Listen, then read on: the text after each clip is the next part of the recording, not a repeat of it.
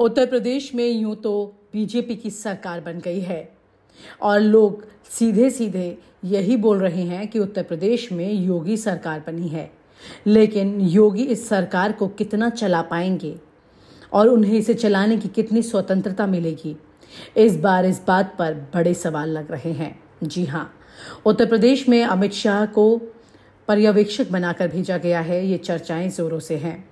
अमित शाह अब उत्तर प्रदेश को चलाएंगे, सरकार को चलाएंगे, इन तमाम बातों की जवाब आपको इस स्टोरी में मिलेंगे। दरअसल 2024 का लोकसभा चुनाव अब ज्यादा दूर नहीं है। ऐसे में अमित शाह को ये जिम्मेदारी उत्तर प्रदेश से दी गई है, क्योंकि इस वक्त उत्तर प्रदेश में तमाम सरकार के काम अमित शाह की निगरानी में होंगे।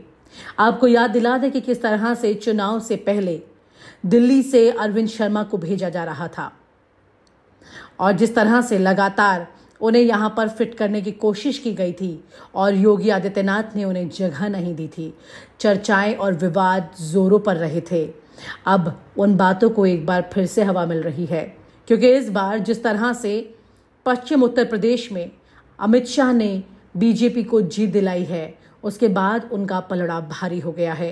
हालांकि अमित शाह भी काफी देरी से पश्चिम उत्तर प्रदेश में उतरे थे, लेकिन जैसे उन्होंने जमीन पर उतरकर घर घर जाकर लोगों से वोट की अपील की और जिस पश्चिम उत्तर प्रदेश में ये माना जा रहा था कि बीजेपी का सुपड़ा साफ हो जाएगा, वहां पर बीजेपी ने लगभग 80% तक वोट पाए हैं और समाजवादी पार्टी गठबंधन जो है वो वहां पर लगभग 37% पर सिमट गया। ऐसे में अमित शाह को ये बड़ी जिम्मेदारी दी गई है, क्योंकि उत्तर प्रदेश में लोकसभा का चुनाव काफी मायने रखेगा। लोकसभा की 80 सीटें अमित शाह के हिस्से में दी गई हैं कि कैसे वो इन सीटों पर बीजेपी को विजय दिला पाते हैं, क्योंकि उत्तर प्रदेश में जब से अमित शाह ने अपना प्रचार का काम संभाला, तब से उत्तर प्रदेश में हवा बदली सी दिखाई देने लगी। हालांकि चुनाव से पहले कोई नहीं कह सकता था कि अमित शाह अपने काम में सफल होते दिख रहे हैं, लेकिन चुनाव के नतीजों के बाद एक बार फिर से उनका पलड़ा भारी हो गया और ऐसे में योगी आदित्यनाथ के हिस्से में मुख्यमंत्री की कुर्सी भले ही चली जाए, लेकिन जीत का पूरा सेहरा उनके सर नहीं बनता दिखाई देता है, क्योंकि उत्तर प्रदेश में 2017 के मुकाबले 2022 में वोट प्रतिशत और सीटें दोनों ही बीजेपी की घटी हैं।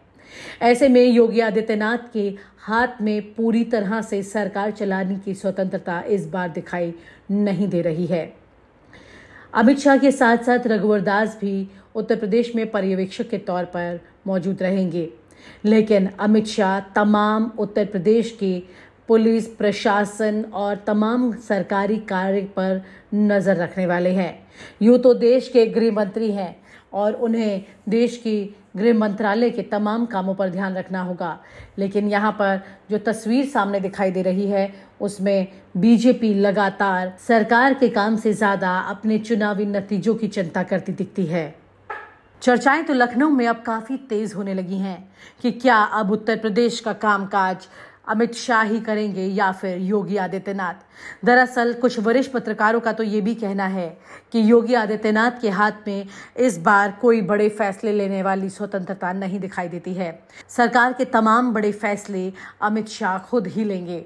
योगी आदित्यनाथ को इस बार काफी कुछ दिल्ली की माननी पड़ सकती है, क्योंकि कुर्सी पर रहना है तो दिल्ली की बात उन्हें सुननी ही पड़ेगी। जिस तरह से तस्वीरें सामने दिखाई दे रही हैं, 2024 के चुनाव को लेकर बीजेपी अब योगी आदित्यनाथ पर पूरी तरह से आधारित नहीं होना चाहती है, लेकिन हिंदुत्व के चेहरे के तौर पर उनका इस्तेमाल भी करना चाहती है। ऐसे में योगी आदित्यनाथ मुख्यमंत्री की कुर्सी पर तो दिखेंगे, लेकिन कामकाज के नाम पर अमित शाह ही ज्यादा दिखाई देंगे। 80 सीटों के इस सवाल को लेकर बीजेपी काफी चिंतित है। समाजवादी पार्टी ने जिस तरह से बीजेपी को कड़ी टक्कर इस बार दी है और उनका वोट प्रतिशत से लेकर सीटें तक तमाम में बढ़ोतरी दिखाई दी है, उसी दिन से ही बीजेपी अब 2024 की तैयारी में लगातार जुट गई है। उत्तर प्रदेश में अमित शाह के तमाम बड़े फैसले आपको जल्द ही दिखाई देंगे। लोकसभा में अगर सीटों के गणित को देखा जाए तो तमाम पार्टियों की नजर हमेशा उत्तर प्रदेश पर रही है। खुद प्रधानमंत्री नरेंद्र मोदी बनारस आकर चुनाव लड़े, क्योंकि जिस तरह से उन्हें अपने चेहरे को प्रधानमंत्री के तौर पर सामने रखना था और उन्हें उत्तर प्रदेश से अपना जीत का सेहरा लेना था। जाहिर सी बात है, सीटों के गणित के सामने हर कोई झुक जाता है।